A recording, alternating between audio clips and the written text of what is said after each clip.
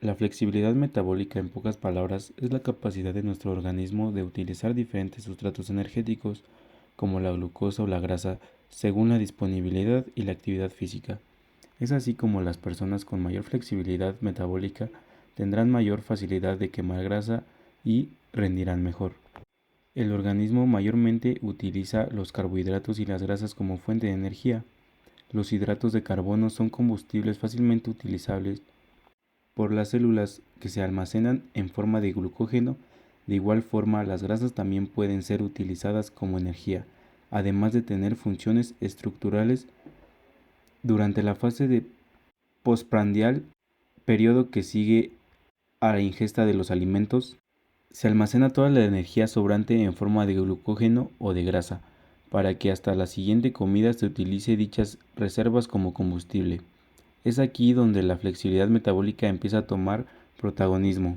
Una persona con flexibilidad metabólica utilizaría la glucosa como fuente de energía después de la comida alta en hidratos de carbono, mientras que después de la ingesta de grasas priorizaría la utilización de estas. Además, en periodos de ayuno evitar utilizar la glucosa para evitar hipoglucemias y para no tener hambre a las pocas horas. Por el contrario, una persona con poca flexibilidad metabólica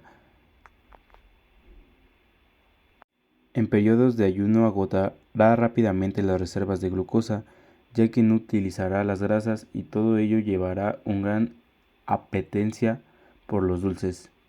También existirán diferentes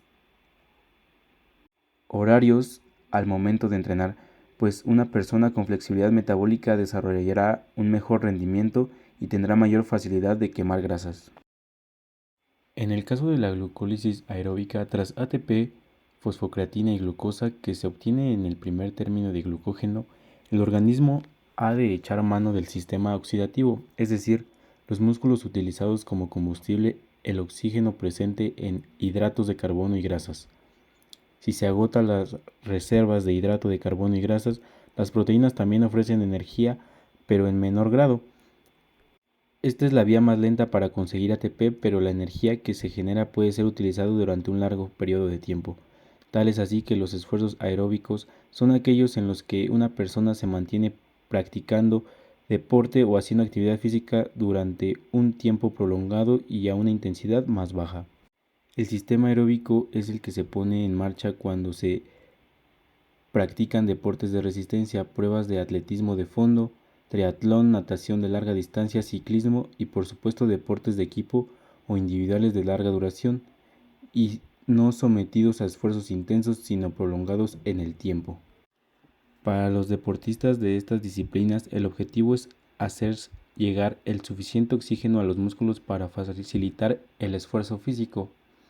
Con el sistema aeróbico u oxidativo, la mayor parte del tiempo de entreno o competición se realizará trabajo por debajo de la capacidad máxima de oxigenación y no se generará ácido láctico tanto en el sistema de fosfágenos como la glucólisis anaeróbica. Son sistemas que funcionan sin oxígeno anaeróbicos, mientras que el sistema oxidativo requiere la entrada constante de oxígeno. Estas tres fuentes de energía se mantienen activas de manera simultánea en todo momento. Lo que ocurre es que dependiendo del tipo de actividad, su duración y la intensidad promedio uno de otros. Todos los deportistas necesitan desarrollar un funcionamiento óptimo de los sistemas energéticos en deporte de la resistencia aeróbica en la base sobre la que su trabajo físico se sustenta, pero la explosividad es también muy necesaria, de ahí que ejercicios tipo HIIT de alta intensidad y duración corta sean igualmente interesantes para ayudar a mejorar las capacidades deportivas y el rendimiento. Y en el caso de la glucólisis anaeróbica, es la vía que sustituye al sistema de los fosfágenos. Es la fuente energética principal en esfuerzos deportivos de alta intensidad que siguen siendo cortos en duración, pero van más allá de unos pocos segundos. Este sistema energético aparece cuando las reservas de ATP y fosfocreatina se agotan y el músculo debe volver a sintetizar ATP a partir de la glucosa en un proceso denominado glucólisis. La glucólisis anaeróbica proporciona energía suficiente para mantener esfuerzos de alta intensidad por un tiempo no superior a 1 minuto.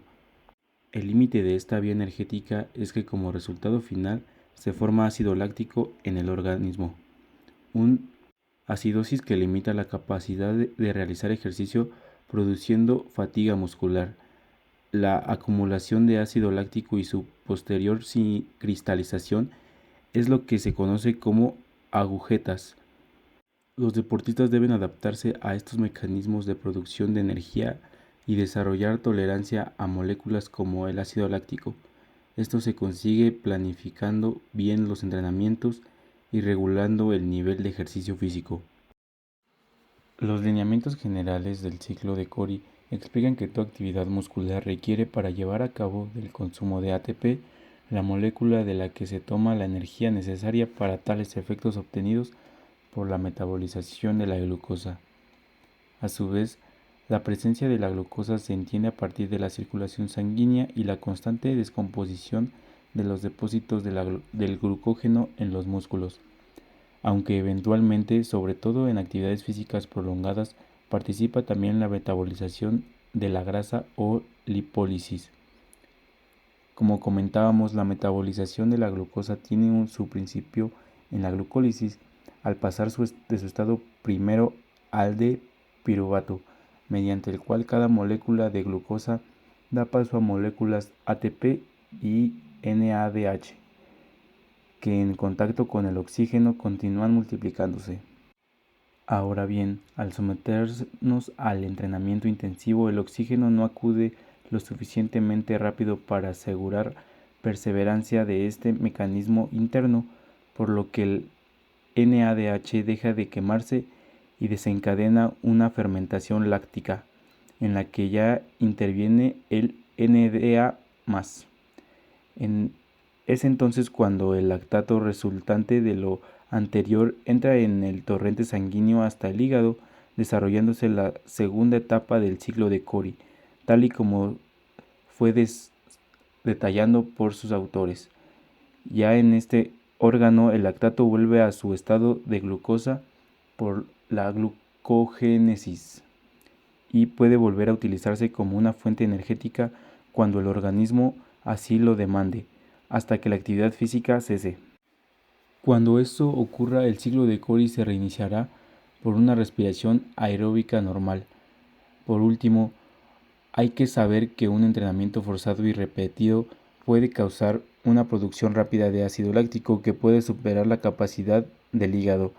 Si esto sucede, el pH sanguíneo bajará hasta niveles demasiado peligrosos, arriesgándonos a padecer trastornos como la acidosis láctica, fácil de distinguir por los síntomas que son decaimiento, náuseas y calambres.